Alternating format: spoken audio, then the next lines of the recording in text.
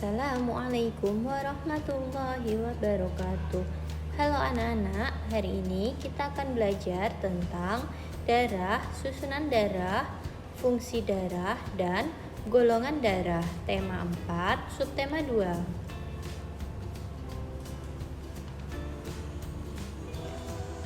Darah berperan dalam proses metabolisme tubuh kita. Peredaran darah ke seluruh tubuh dipompa oleh jantung. Darah berbentuk cairan berwarna merah, agak kental dan lengket. Darah mengalir ke seluruh tubuh dan berhubungan langsung dengan sel-sel di tubuh kita. Susunan darah. Darah tersusun dari beberapa bagian. Ada bagian padat dan bagian cair. Bagian padat disebut sel-sel darah. Dan dalam sel-sel darah terdiri atas sel darah merah yang biasa disebut eritrosit, sel darah putih atau leukosit, dan keping darah atau trombosit. Sedangkan bagian cair terdiri dari plasma darah. Mari kita bahas lebih lanjut. Sebelum kita bahas tentang bagian darah, kita perlu mengetahui fungsi darah. Apa saja fungsi darah? Mengedarkan sari makanan ke seluruh tubuh, mengedarkan oksigen dari paru-paru ke seluruh tubuh, mengatur suhu tubuh, mengedarkan hormon, pertahanan tubuh terhadap infeksi atau biasa sistem kekebalan tubuh terhadap infeksi, dan membunuh kuman penyakit. Membawa sisa-sisa pembakaran dari seluruh organ tubuh ke kulit dan ginjal bersama keringat dan air seni. Menutup luka-luka pada kulit.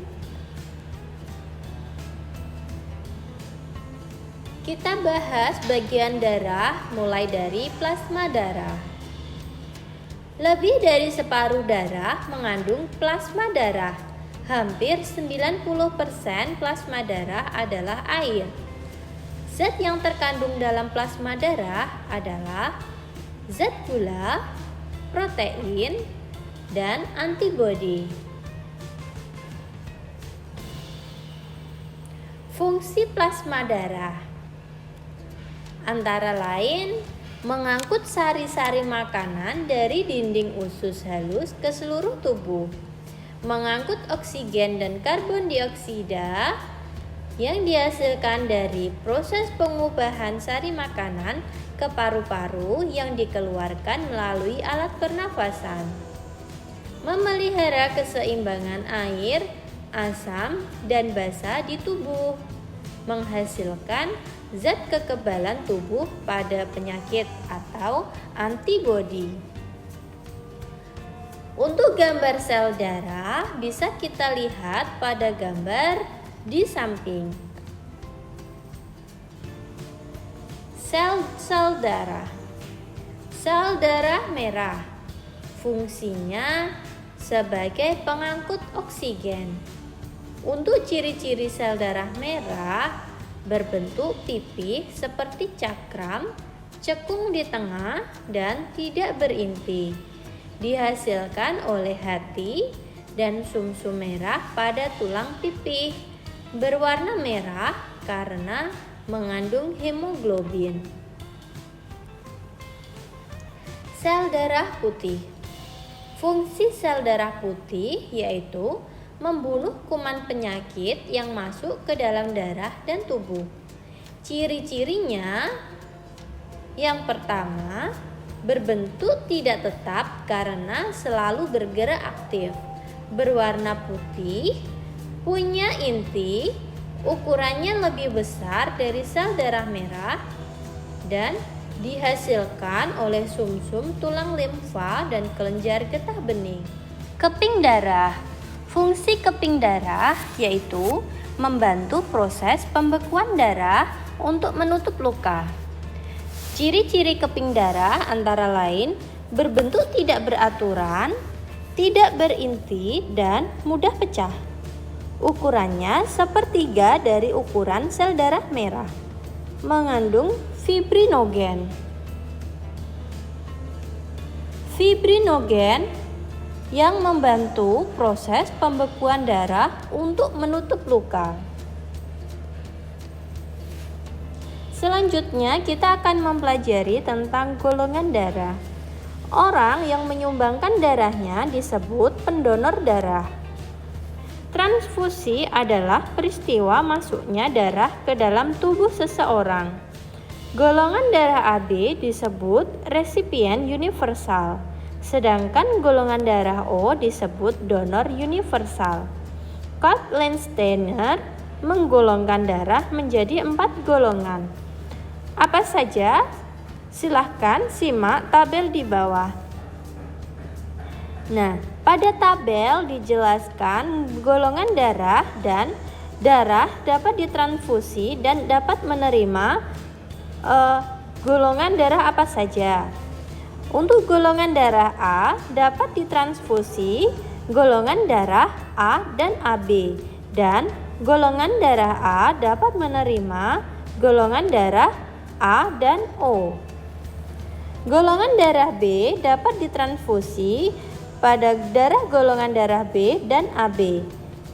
Golongan darah B dapat menerima sumbangan darah dari golongan darah B dan darah O.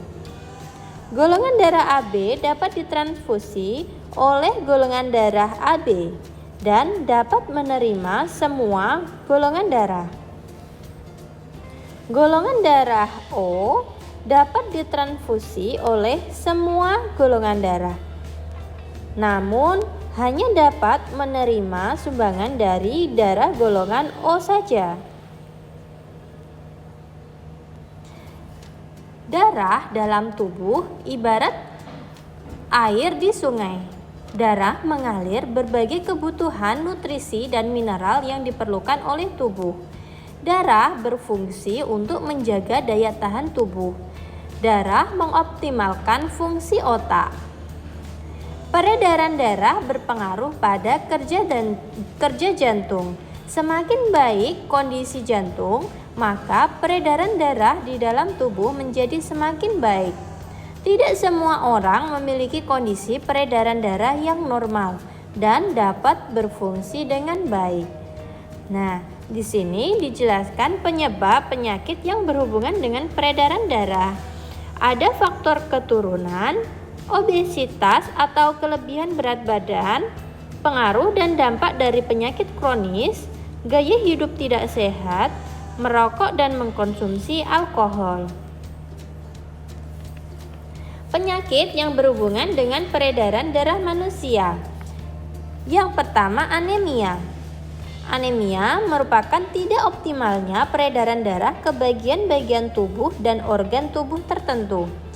Organ yang terganggu ketika orang terkena anemia adalah sel-sel darah merah karena kekurangan sel darah merah.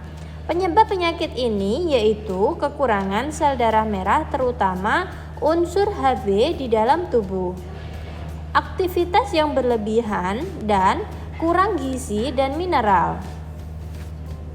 Hipertensi atau darah tinggi merupakan tekanan darah yang mengalir pada pembuluh darah melebihi batas normal. Organ yang terganggu pada penyakit ini yaitu pembuluh darah. Penyakit hipertensi disebabkan oleh keturunan, merokok, alkohol, makanan yang berlemak sehingga mengakibatkan kolesterol tinggi, dan penyempitan pembuluh darah. Hipotensi atau darah rendah. Hipotensi atau darah rendah merupakan tekanan darah yang mengalir pada pembuluh darah di bawah batas normal. Organ yang terganggu saat manusia terserang hipotensi yaitu pembuluh darah. Penyakit hipotensi disebabkan karena diare yang disertai muntah, kekurangan zat gizi penting bagi tubuh, terjadinya pendarahan, dan Kelebihan konsumsi obat penurun tekanan darah. Leukemia atau kanker darah. Penyakit ini terdapat sel kanker yang menyerang bagian darah yang mengalir di pembuluh darah, terutama sel darah putih. Organ yang terganggu ketika manusia terserang penyakit leukemia yaitu pertumbuhan sel-sel darah putih tidak normal atau pembelahan sel tidak terkendali. Penyebab penyakit ini yaitu virus karsiogenik, merokok, alkohol, infeksi zat kimia beracun, faktor gen atau keturunan, dan adanya paparan zat radioaktif. Jantung koroner. Jantung koroner merupakan lapisan lemak atau kolesterol di dinding nadi yang menyumbat pembuluh darah. Organ yang terganggu ketika manusia terkena penyakit jantung koroner yaitu dinding pembuluh nadi.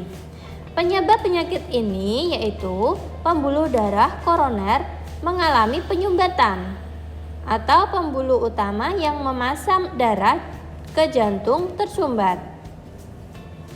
Nyeri di dada bagian tengah saat melakukan aktivitas fisik. Keringat dingin dan timbulnya rasa mual, stres yang tinggi, merokok, darah tinggi dan obesitas. Demikian yang dapat Ibu sampaikan. Semoga dapat dipahami ya anak-anak. Assalamualaikum warahmatullahi wabarakatuh.